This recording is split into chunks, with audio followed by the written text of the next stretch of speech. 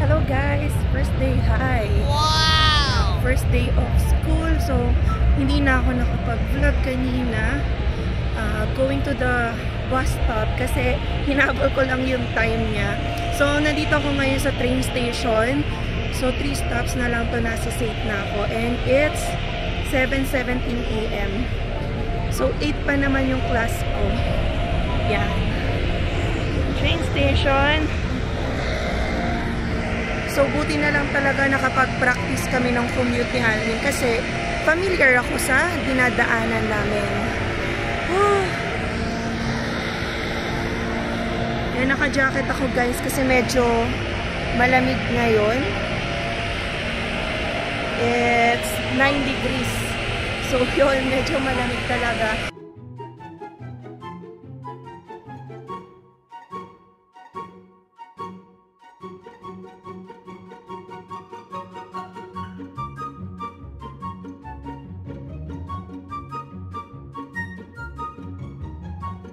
So, this is it. Andito na tayo sa St. Yan. Sobrang daming bumaba dito sa station na to. So, obviously, hindi ako maliligaw. Kasi ang daming students ng St. yan. Mga kasabayan ko. And I will be searching for my building. So, yung building ko for today's class, I have 2 classes kasi. Pero at least parehong Senator Burns. So, may day ako, like, I think Thursday, na magpapalit-palit ako ng building. Pero yan, since just Tuesday ngayon, isa lang. Hanapin natin yung Senator Burns. So, this is the famous Heritage Hall ng St. Nagpicture na kami dati dito, nila Alvin, kasi I think bumili ako ng book nun. Yan. So, maganda yung sa harap nito. Kaya parang feel ko, familiar ako sa Senator Burns kasi andun yun, malapit sa, kinunan ko rin ng ID. Yan. Grabe no. Nakaka-international student feels. Yan. Ang lamig guys. 9 degrees Celsius. So, ang class ko ay, actually nakalimutan ko na. So, ang class ko I think legal transcription. And yung isa, 10 to 12, yan, I forgot. So, since first day pa naman, feel ko wala pa namang masyadong gagawin. But we'll see. Ito yung soccer field nila. So, hanapin muna natin guys yung building ko. So, ito na guys yung class schedule ko. Kinuha ko kasi baka mali ako ng papasuking building. Makonfuse ako. So, for Tuesday yan, Senator Burns pareho. I have a class sa legal transcription at 8 AM. And then 10 sa litigation law. Yan. Transcription and litigation law 2. Kasi nag-litigation 1 na ako last sem. And this is the Senator Burns building. Yan. Hanapin ko na lang guys yung room ko. Upon entering the Senator Burns building, you can buy Tim Hortons. Yan. Pero I think saka na yan. Ang room ko ay 908. So I have to search for that one. I'm lost. I'm lost. Ayan guys, yung room ko ay nasa 9th floor. And yeah, since maaga pa ako ng 20 minutes. Yeah, stroll muna tayo.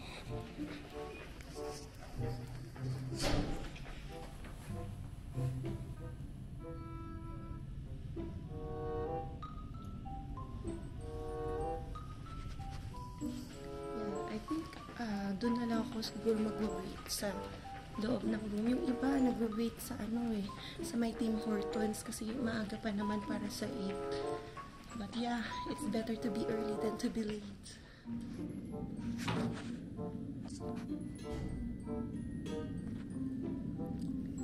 And Nag-aantay na lang kami for our prof.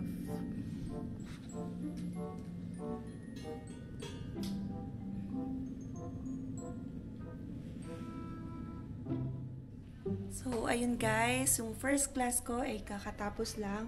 I still have 10 minutes more para sa second subject ko, which is litigation 2. I'm currently at 9th floor, yun yung room ng first subject ko, and then the second subject will be at the first floor. Yan, so ngayon ay medyo nangangapa pa talaga tayo. But yeah, we'll get through there kasi first day lang naman to. So, the first professor or instructor, she's very nice. So, very thorough na run through kami sa activities na gagawin namin all throughout the semester. So, it's quite a lot actually. It's more of typing kasi yung course ko is transcription. So, yeah, it's really time consuming kasi meron din akong typing lesson last sem. So, ito yung continuation. But yeah, so let's head to the next class. Yan, samahan niyo akong mawala at naligaw. So, first floor naman, and I'm looking for the next room. NH. So, nasa na yun, guys?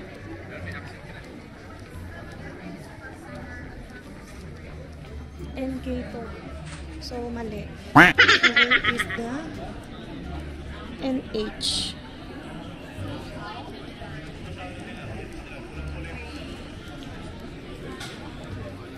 So I still have, 6 minutes to find my room.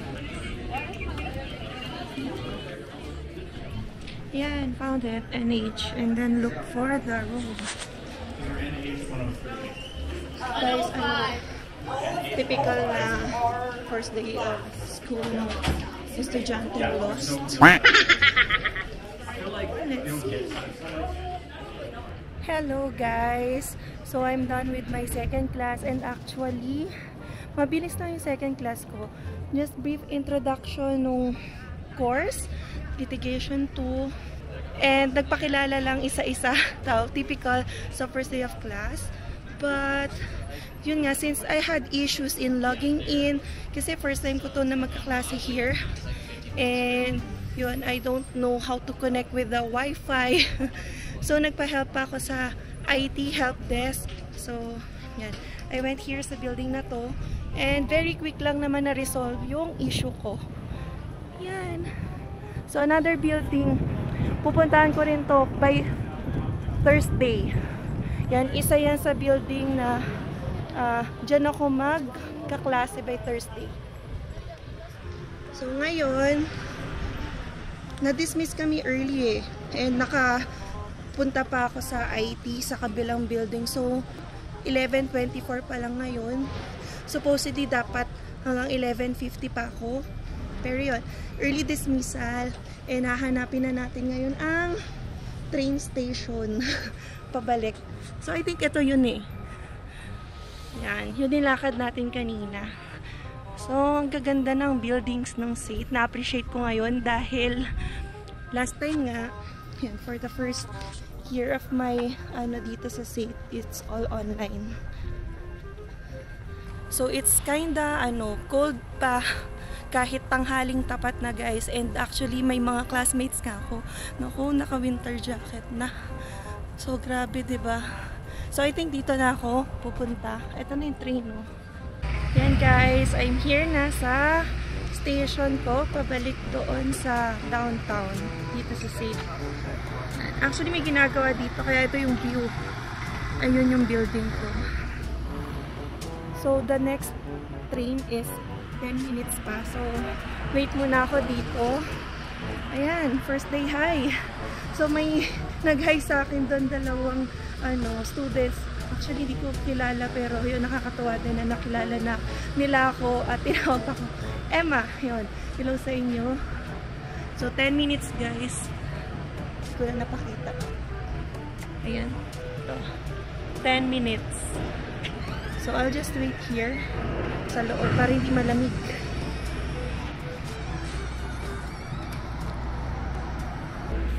So, ayan guys. While waiting for the next train, yan. Kwento muna tayo dahil ito ay first day of class, paano ba nangyari sa amin, sa arrangement namin ni Alwin. Since meron kaming 2-year-old son.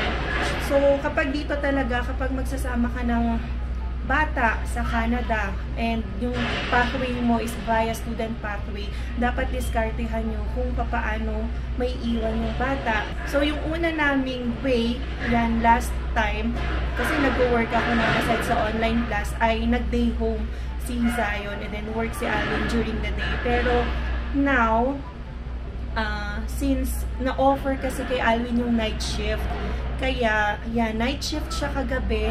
And then ako, umalis ng bahay ng 6:45. Kasi nga, 8 yung class natin. Ayokong maliit, lalo na hindi ko pa alam yung mga buildings dito. Maghahanap pa ako kung saan yung klase ko. So, yan. So, habang ako ay nasa klase, si Alwin ay bahala kay Zion. Yun nga lang, syempre, may nag-worry nga na baka hindi makapahinga si Alvin since gigising na or time na ng paggising ni Zion, time ng pagkain. Well, lahat naman tayo dito kailangan mag-sacrifice. So, konting sacrifice lang din daw yon para kay Alvin. Para, di ba, hindi na kami mag-daycare or day home. Okay naman talaga din yung daycare or day home, pero mas pinili muna namin na ngayon, ganito yung schedule namin or yung way to handle our activities. So, habang nag-aaral ako, ngayon kasi wala naman akong work. So, diretso uwi na rin ako pagkatapos ng class. Ayan. So, I'm just waiting for the train. Ito, kasama ko na rin yung ibang students dito. So, yun guys. Actually, okay pa ngayon yung weather. I love it. Parang ano lang, Baguio. Kasi 9 degrees Celsius. Dapat lang tayo mag-ready by winter. Ayan. Kasi medyo ano na yun, madulas, tas super lamig. Anyway, ayun guys. So, antay muna ako ng train dito and see you on the next one. Ayan, again, I'm waiting na sa bus stop ng 302. Yan. So, kakababa ko lang ng train. Kaya lang, yung bus 302 will arrive in 15 minutes pa. So, medyo matagal-tagal yan. So, yan. Ganito talaga ang buhay commuter. Kailangan mo mag-antay. Hindi agad-agad bumabiyahe. Maganda kapag sa train lang. Kasi madalas may biyahe. Pero kapag bus stops, yun yung napansin ko, like 15 minutes yung gap or 20 minutes yung gap. Kanina nga, kung hindi ako nakaabot nung 6:45, yan, kung nagpatumpik-tumpik ako sa bahay, ang next na nun is 7 o'clock na yung biyahe. So, yun, ganun yung mga spacing or yung timing ng mga buses dito. Pero yung trains yan, mabibilis. Feel ko nga every 5-7 minutes meron. Dito yan, 15 to 20 minutes pag bus. So yan, I just have to wait here and yun na yung last naman natin. And yan, nasa bahay na ulit tayo. Excited na ako makita ulit si Zion. Na-miss ko siya. Kasi first time ko lang pumasok sa school dito sa Canada. So ito yung downtown guys. Actually, maano ngayon na, mausok. So meron na naman yatang wildfire na nangyayari somewhere, yan, like North British Columbia. So, foggy. Yan, nakikita nyo, diba? Or, hindi na masyado makita yung isang building. So, Calgary Court Center. Ito nga pala, may nag-comment na subscriber natin. Itong Calgary Court Center daw dito, actually mag-pay or mag-hearing siguro for our speeding ticket. So, wala pa kaming hearing date. We're waiting for the setup na hearing date galing sa, yan, sa kanila, City of Calgary. So, baka yun nga, sabi nung nag-comment dito is dito yon. At least madali sa amin kasi ito na rin yung bus stop. Yan. So, naka-backpack pala ako kasi guys, kailangan namin ng laptop lagi sa class. So, either online man yan o in-person necessity yung laptop. Kaya lang ang problema ko nga, sabi ko na siya previous sa vlog namin na I'm using MacBook. Hindi ko siya mag-give up. Well, kahit na alam ko talaga na hindi compliant sa standards ng school yung laptop ko. Kasi as required talaga sa school policy, bawal yung MacBook. Well, alam naman natin na ang daming restrictions kapag you are using MacBook. Kaya lang nga, kasi ito, bagong bili ng asawa ko nung kasal namin. So, hindi ko mag-give up kasi ang mahal din ito. So, syempre, hanggat kaya naman magamit, diba? Tinanong ko rin naman yung prof na kung pwede ituloy yung paggamit ko ng Mac. Sabi niya naman, as long as there is no problem in using it, nagamit ko naman daw in the last 2 sems, pwede, she will allow me. Kaya lang, if magkaroon ng technical error, which she doesn't know how to fix, kasi nga MacBook to, yun, she will be sorry for me. Kasi there's no way for me siguro to make the assignment or take an exam kapag nagkaroon ng trouble. Yan, kasi it's a MacBook. Pero anyway, yun nga, let's see. Let's see, diba? Kaysa bumili pa muna tayo agad ng laptop. Kasi kaya naman, diba? Last 2 sems na lang and nakasurvive na ako ng 2 sems using a MacBook. Yeah, so, yeah. Super foggy. And guys, hindi ko pa pala talaga na-explore tong downtown. So, hindi ko alam kung nasan talaga ako, particularly sa downtown. Yung Calgary Tower, nadadaanan lang namin minsan, pero it's not in my view. Hindi ko siya makita. So, siguro nasa ibang side siya. Kasi nga, hindi kami talaga naglilibot dito sa downtown dahil mahirap yung parking. Or yan, bawat park mo sa tabi, may bayad talaga. Compared sa ibang area, yan, it's free. So, sa downtown talaga yung mahigpit. Kung hindi ka mag-park properly yan, magkakaroon ka ng violation ticket. Anyway, yan, napadaldal na ako while waiting for the bus kasi matagal. So, yan. Ayan, so I am at the bus now. It's gonna be a 25-minute ride. And I'll be